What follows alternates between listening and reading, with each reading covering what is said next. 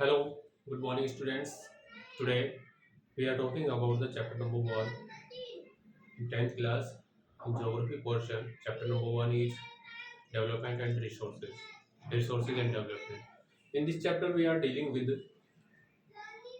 resource and definition of resource, how to divide resources in different categories, and we are also trying to understand about the if resources are depleted in our earth, so how we conserve, and different kind of the government has also protect, make some more guideline to protect to resources, and also we are also trying to understand about resource planning.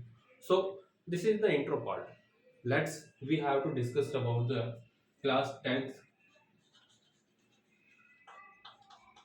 geography portion and chapter number 1 is resource and development. So, students, here we are trying to understand about the term of resource and development. Resource और development किस तरह से एक दूसरे को interlink करता है, तो वो सारी सारी चीजें हम इस चैप्टर में हम समझने की कोशिश करेंगे. फर्स्ट ऑफ ऑल हम सबसे पहले ये देखेंगे रिसोर्स होता है क्या है. So it's not given in your book but we have to discuss in depth. Resource जो है वो लैटिन ग्रीक वर्ड है, लैटिन ग्रीक, और इसको जब हम समझने की कोशिश करें तो किस तरह से इसको समझाया गया है. तो ये जो रिसोर्स है ये टू वर्ड से कंजक्टिव है. वन इज री और second one is source. Re means again and source means device.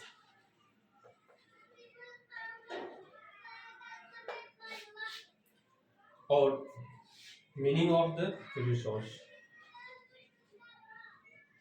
how the things, the source which are complete our need, complete our need and satisfied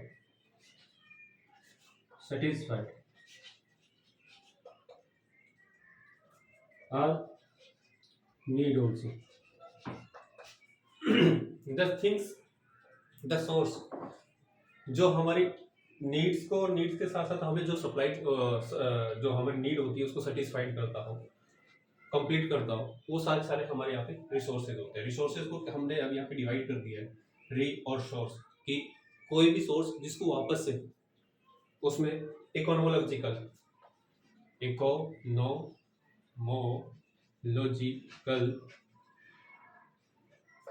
and sociological, socially लिख देता हूं मैं यहाँ पे, sociology या socially technological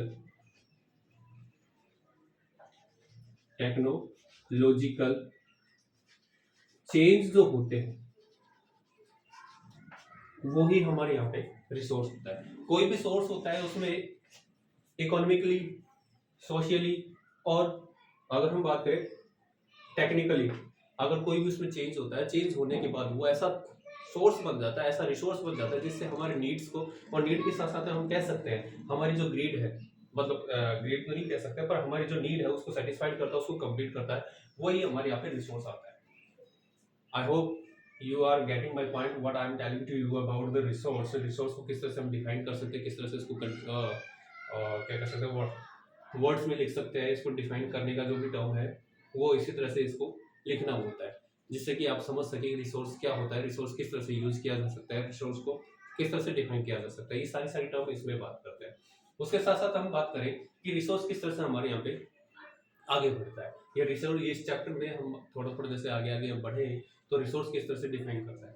so let's we have to talk about, let me know one time the board.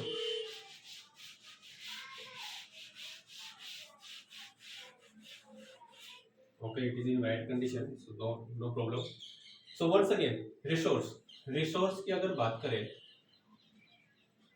Resource की अगर बात करें तो इसको हम कई तरह से और भी डिफाइन कर सकते हैं। जैसे रिसोर्स की जो टाइप्स होती है उन टाइप्स की अगर बात कर सकते हैं, रिसोर्स को किस तरह से क्लासीफाई किया जा सकता है वो हम बात करें। क्लासीफाई, तो क्लासीफाई करने का मतलब या टाइप की बात करें तो वो दोनों एक चीज ही होती है। इन दोनों में क्या कहा गया है कि रिसोर्स है वो किस तरह से इसको डिफाइन करता है कि कौन कौन सी कैटेगरी में हमारे यहाँ पे रिसोर्स पाया जाता है। तो सबसे पहले अगर हम बात करें तो रिसोर्स हमारे यहाँ पे जो होता है वो लिविंग ऑर्गेनाइज्म के अकॉर्डिंग या उसकी ओनरशिप होती है या उसकी जो ओरिजिन होती है उसके अकॉर्डिंग, जैसे हमने इसको 3-4 कैटेगरी में कैटेगराइज किया। तो सबसे पहले लिखा गया है ओरिजिन बेसिस पे, ओरिजिन बेसिस। तो ओरिजिन बेसिस मीन्स कहाँ से हमें मिलता है, किस तरह से ये अवेलेबल होता है। तो इसको हम 2 कैटेगरी में कैटेगराइज करते हैं। वन इज एबायोटिक और second reason is biotic. So here is we also trying to understand about what is the main difference between biotic and abiotic. So lots of time you already studied about in your previous classes. आपने science की class में भी कई बार पढ़ा होगा biotic और abiotic क्या होता है, ये इसमें डिफरेंसेस क्या होता है। So talk about in biotic, all living organism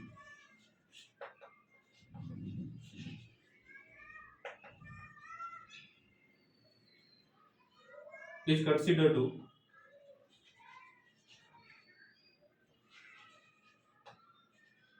biotic and non-living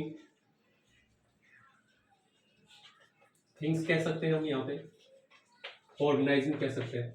तो ये जो कंडीशन जो जिसके अंदर मोशंस होते हैं, ब्रेथ होती है, मूवमेंट होता है, वो सारा बायोटिक में आता है। और एबायोटिक जिसके अंदर लिविंग थिंग्स नहीं होती है, मोशंस नहीं होते, ब्रेथ नहीं होती है या मूवमेंट नहीं होती है, वो एबायोटिक का होता है। तो हम बात करते हैं कि फर्स्ट कंडीशन में हमारे यहाँ पे जो दी गई है वो एबायोटिक के अकॉर्डिंग हमारे यहाँ पे सॉरी ओरिजिन बेस पे हमारे यहाँ पे दिया गया है कि ओरिजिन को हम किस तरह से इसको क्लासीफाई कर सकते हैं, किस तरह से इसको हम बांट सकते हैं। अनदर वन, सेकेंड वन हम बात कर रहे हैं तो इसमें दिया गया है ownership. Ownership means who has a right to do what kind of he has or she has decided. Suppose that that's my chalk. I had a right. I have ownership of this chalk. मैं इसको तोड़ रहा हूँ, घिस रहा हूँ या कुछ भी कर रहा हूँ, तो ये मेरे राइट्स के अंदर है। ऑनरशिप का मतलब उसके किस किस के पास में उसका राइट्स है। तो राइट्स की अगर बात करें तो राइट्स में हमारे यहाँ पे ये जो ऑनरशिप वाला जो कैटेगरी है या ऑनरशिप वाला जो काइंड है हमारे यहाँ पे, इसको हमने 2-3 तरह से हमने इसको और भी आगे डिवाइड किया। किस तरह से डिवाइड कर सकते हैं? So first of all we are trying to understand about और we are classified ownership in individual.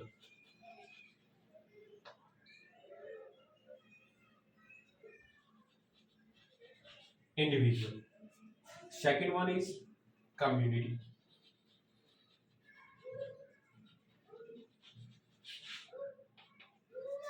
Third one is nation या national. Fourth one is international. So first of all, let's discuss about the individual. What is individual resources? The resources who has controlled by an individual person, means only on single hand they can make their own self. So such kind of the resources are came in the category of individual. ये individual की category में आता है. Second one, community. Community means एक समाज या individual group of individual, or we can say that the person who are living in the society they can enjoy the right of the community. Means जैसे हम बात करें कि जैसे individual और कम्युनिटी में क्या डिफरेंस होता है, तो उसके बारे में जैसे हम स्कूल्स की अगर बात करें, एजुकेशन सेंटर्स की अगर बात करें, तो इंडिविजुअल का मतलब हो गया जैसे हम प्राइवेट फिल्म की अगर बात करें, प्राइवेट स्कूल्स की अगर बात करें, सीबीएसई, आरबीएसई, सेट, आईसीईएस, जितने भी जो बोर्ड्स वाले स्कूल हैं, तो कुछ स्कूलें होती हैं जो गवर्नमेंट के द्वारा ओन की जाती है और गवर्नमेंट के द्वारा रन की जाती है, तो वो क्या होता है, उसमें हर एक व्यक्ति का शेयर होता है, वो अपने वहाँ पे एजुकेशन ले सकता है, वो अपने आप को डेवलप कर सकता है, ठीक है। बट अगर हम बात करें प्राइवेट स्कूल्स की, तो प्राइवेट स्कूल में एक सिंगल इंडिविजुअल होता है या ग्रुप ऑफ इंडिविजुअल होता है जो एक पर्टिकुलर पर्सन के लिए वहाँ पे वर्क करते हैं, उसको असिस्ट करते हैं, उसको सबऑर्डिनेट करते हैं, या उसके कहने के अकॉर्डिंग जो भी स्कूल का जो टारगेट देना होता है, स्कोर अचीव करना होता है, वो सारा सारा एक आदमी के लिए, एक ग्रुप ऑफ इंडिविजुअल्स के लिए करते हैं। बट जब हम बात करें पार्क की, जब हम बात करें रोड की, जब हम बात करें क्या कह सकते हैं हम इसको, सोसाइटी की, या सोसाइटी में जितने भी जो बैंक्वेट्स होते हैं, जितने भी जो हमारे यहाँ पे प्रोग्राम्स होते हैं, तो उनके लिए जो अरेंजमेंट होता है, तो उसके लिए जैसे हम सराय की बात कर सकते हैं, बैंक्वेट्स हॉल्स की बात कर सकते हैं, या फिर जो हमारे यहाँ पे गार्डन्स वगैरह होते हैं, तो उन सभी को यूज़ करने का जो राइट होता है वो किसी पर्टिकुलर पर्सन के पास में नहीं होता है। वो सोसाइटी में रहने वाले जितने भी जो लोग होते हैं वो सभी उसको एंजॉय कर सकते हैं, उसका राइट्स को मतलब उस रिसोर्स को यूज कर सकते हैं। नेशनल की अगर बात करें तो नेशनल के बारे में बात कर सकते हैं, एक कंट्री के अंदर, जैसे suppose that we are talking about the India, तो इंडिया की अगर बात करें तो इंडिया की जितने भी जो स्टेट्स हैं, स्टेट्स के साथ साथ में यूनियन टेरिटरीज हैं, और इसकी जो बाउंड्रीज है, उन बाउंड्रीज की अगर बात करें तो इस बाउंड्री में जितने भी टाइप्स के रिसोर्सेज पाए जाते हैं, रिसोर्सेज मीन्स आयरन हो गया, जिंक हो गया, लेड हो गया, मैंगनीज हो गया, या फिर उसके बाद कॉपर हो गया, या जितने भी जो और भी हमारे यहाँ पे रिसोर्सेज होते हैं, उन रिसोर्सेज की अगर बात करें तो इन रिसोर्सेज को नेशनल या नेशन की डेवलपमेंट के लिए यूज करने का जो राइट्स होता है वो नेशनल गवर्नमेंट के पास होता है, या हमारी जो गवर्नमेंट होती है उसके पास होता है, जिससे कि वो अपना डेवलपमेंट कर सके, अपने आप को आगे बढ़ा सके, या हमारी नीड्स को वो कंप्लीट कर सके। इंटरनेशनल की अगर बात करें, जैसे suppose that we are talking about the boundary of our India in the southern part, so which kind of the source are found in inside of the boundary, so it's a ownership or it's a deal with the national government, but talk about in the outer state or outer boundary of a particular country means India के बाहर की जो हम कह सकते हैं यहाँ पे हमारा ओशियंस है, सीज है, इन सीज की अगर बात करें तो इन सीज में जितने भी जो रिसोर्सेज पाए जा सकते हैं, जैसे सैल हो गया, या उसमें किसी तरह का कोई भी और भी मिनरल्स हो गया, तो उन मिनरल्स को यूज करने का एक बाउंड्री होता है, एक पर्टिकुलर बाउंड्री होता है, तकरीबन 12 टू 50 किलोमीटर्स तक की बाउंड्री होती है, जिसमें हम हमारी नेशनल गवर्नमेंट रहती है उसको यूज कर सकते हैं। बट टॉक अबाउट जब जैसे जैसे हम उसके आगे और बढ़ते हैं, तो उसको यूज करने से, उसको एक्सेस करने से पहले हमें इंटरनेशनल बाउंड्री पे उसकी परमिशन लेनी होगी, उसके बाद ही हम उसको एक्सेस कर सकते हैं, क्योंकि जो रिसोर्सेज जो आउट ऑफ द स्टेट और आउट ऑफ द बाउंड्री होते हैं, उनके ऊपर किसी एक पर्टिकुलर कंट्री के राइट्स नहीं होते। वो राइट्स किसके पास होते हैं, वो इंटरनेशनल बाउंड्री के पास होता है, उसमें एक पर्टिकुलर कंट्री को ना डेवलप्ड करके उसके आसपास में जितनी भी जो कंट्रीज है वो भी उन रिसोर्सेज के ऊपर अपना राइट्स ले सकती है, जिसकी वजह से वो अपना डेवलपमेंट कर सकते हैं। अब बात करते हैं यहाँ पे कि जो रिसोर्स होता है वो डेवलपमेंट है, वो किस तरह से आप एक दूसरे को इंटरलिंक करता है, या रिसोर्स और डेवलपमेंट है वो किस तरह से एक दूसरे से जुड़े हुए हैं, उन चीज़ों की अगर बात करें, जैसे सपोज दैट अगर हम बात करें कि हमारे यहाँ पे जैसे स्टेट्स की अगर बात करें, तो मैं एक स्टेट लेता हूँ यहाँ पे बिहार, और एक स्टेट लेता हूँ मैं यहाँ पे केरला। दोनों स्टेट्स की अगर बात करें तो दोनों स्टेट्स के बारे में बात कर गई है, सब लोगों को पता है कि Kerala has a high education rate, और Bihar also has a low education rate. That's why we can see that the economic background of both the states are different. But as per their economic sphere, we also talked about their resources. हम बात कर सकते हैं कि बिहार और केरला के जो resources है वो अलग अलग होंगे, उसी के साथ साथ में जैसे हरियाणा हो गया, पंजाब हो गया, गुजरात हो गया, महाराष्ट्र हो गया, ये कुछ और भी स्टेट्स हैं, इनकी अगर बात करें तो इनमें जितने भी जो रिसोर्सेज होते हैं उन रिसोर्सेज के ही अकॉर्डिंग उस स्टेट का डेवलपमेंट होता है। हमारे इंडिया की अगर बात करें तो इंडिया के पास में जितने रिसोर्सेज है उन रिसोर्सेज के अकॉर्डिंग कह सकते हैं कि हमारा जो कंट्री है वो डेवलप्ड है, डेवलपिंग है, या अभी प्रोसेस में चल रहा है, या हमारे पास जितने भी जो एक्सेस आ रहे हैं उन सभी के अकॉर्डिंग बात कर सकते हैं कि कितना हमारे यहाँ पे एक्सेस हो रहा है, किस तरह से हम यहाँ पे डेवलप्ड कर रहे हैं। बात करते हैं आगे, जैसे हम इसी क्लासिफिकेशन की अगर बात करें तो तीसरे थर्ड क्लासिफिकेशन की अगर बात करें तो उसमें क्या होता है वो देखते हैं अभी हम यहाँ पे।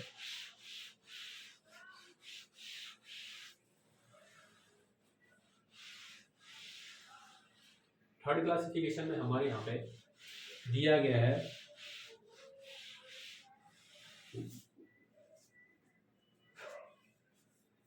एक्सेसिबिलिटी।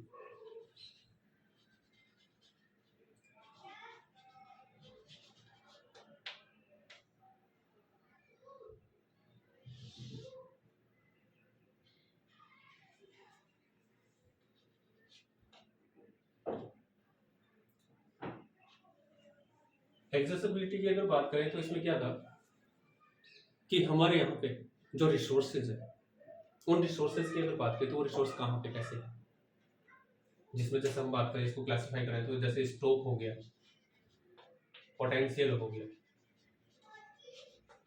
रिजर्व हो गया, और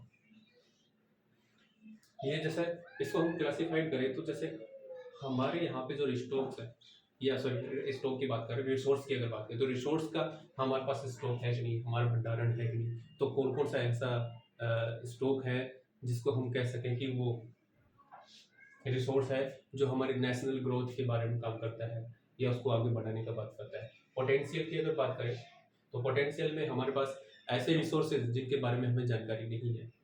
जानकारी से मतलब है कि हमें पता है कि रिसोर्स है, पर रिसोर्स को किस तरह से यूज किया जाए। टॉक अबाउट जैसे यूरेनियम की अगर बात करें और थोरियम की अगर बात करें, तो इन थोरियम और यूरेनियम के बारे में हमें पता है कि ये यूरेनियम और थोरियम है, ये हमारे पास वैल्यूबल और प्रीशियस रिसोर्सेज है। इनके यूज से हम एक्सप्लोजन भी कर सकते हैं और इनके यूज से हम हमारे नेशन की जो ग्रोथ है, उसके डेवलपमेंट, उसको भी कर सकते हैं। बट बेस्ट टेक्निक कौन सी है जिसकी वजह से हम इसको यूज करें? ये टेक्निक के लिए हमारे साइंटिस्ट हैं, हमारे डॉक्टर्स हैं, हमारे जो इंजीनियर्स हैं, या जो भी इस फील्ड में काम करने वाले लोग हैं, वो अभी लगे हुए हैं। रिजर्व की अगर बात करें तो it would be reserve for future generation. Future generation means कि अगर हम बात करें कि इसको रिजर्व इसलिए रखा गया है कि इन फ्यूचर कोई भी क्राइसिस हो जाए तो उस समय हमें इन रिसोर्सेज को यूज करने के बाद, या इन रिसोर्सेज को यूज करने के बाद में हमारी जो नीड्स है, हम इन नीड्स को कंप्लीट कर सकते हैं। तो ये सारी सारी कैटेगरीज में कैटेगराइज किया गया है कि हमारे यहाँ पे जो स्टॉक्स है या हमारे पास जो रिसोर्सेज है, उसको किस तरह से क्लासीफाई किया जा सकता है, किस तरह से उसको हमारी नीड्स के अकॉर्डिंग उसको यूज किया जा सकता है, उसके अकॉर्डिंग हम कह सकते हैं। लास्ट वन हम कह सकते हैं एक क्लासिफिकेशन और बचा हुआ है। उस क्लासिफिकेशन की अगर बात करें तो उस क्लासिफिकेशन को हम एक नया नेक्स्ट वीडियो बनाएंगे। उस नेक्स्ट वीडियो में हम उसके बारे में डील करेंगे, क्योंकि फर्स्ट क्लास में ही अगर हम लंबी क्लास लेने लग जाएं तो लंबी क्लास लेने का मतलब ये हो गया कि ये सारी सारी चीज़ें हैं वो थोड़ा सा होच पोच हो जाएगी, हमें कंटिन्यूटी नहीं आएगी। तो क्या मेरा जो मेथड है, किस तरह से मैं आपको पढ़ाऊँगा, वो आप पहले इसको वीडियो को देखें। नहीं समझ में आ रहा तो पॉज करके वापस से रिबैक करके देख सकते हैं, और उसके साथ साथ में आप इसको समझने की कोशिश करेंगे तो काफ़ी ईजी वे में मैंने आपको समझाने की कोशिश की है। और बाइंड लैंग्वेज मैंने यूज़ किया जिससे कि you have to understand what I am telling to you, what I told to you with the board. ये सब कुछ आप समझे तो इसको पढ़ो, देखो, और नहीं समझ में आया तो कमेंट कर सकते हैं, लाइक कर सकते हैं, शेयर कर सकते हैं। और नेक्स्ट वीडियो के लिए मैं इसको जल्दी ही इसका पार्ट सेकंड में अपलोड कर दूंगा, जिससे कि आपको समझ में आ जाए कि हाँ भी क्या है क्या नहीं है। और भी काफ़ी चीज़ें इसमें बची हुई है, क्योंकि अभी चैप्टर को स्टार्ट हुआ है, चैप्टर में अभी बचा है रिसोर्स प्लानिंग क्या होती है, रिसोर्स को किस तरह से क्लासिफाइड किया गया है, ये सारा कुछ हो गया है। और फिर उसके साथ साथ में हम इसकी ओरिजिन्स को और भी आगे पढ़ेंगे। रिसोर्स को किस तरह से प्लान किया गया है, तो रिसोर्सेज में जैसे अभी और भी रिसोर्सेज, जैसे सोइल आ गया तो सोइल किस तरह से कैटेगराइज किया गया है, सोइल की क्वालिटी कौन कौन सी होती है, सोइल कौन कौन सी कैटेगरी में डिवाइड किया गया है, और सोइल में कौन कौन सा ऐसा पार्ट है जो कौन सी सोइल कहाँ मिलती है, कौन सी सोइल कहाँ नहीं मिलती है, वो सारी सारी चीज़ें भी हम डिस्कस करेंगे। और वीडियो लंबा ना हो जाए इसलिए अभी हम इस वीडियो को रोकना चाहेंगे। Thank you for watching me. Thanks a lot.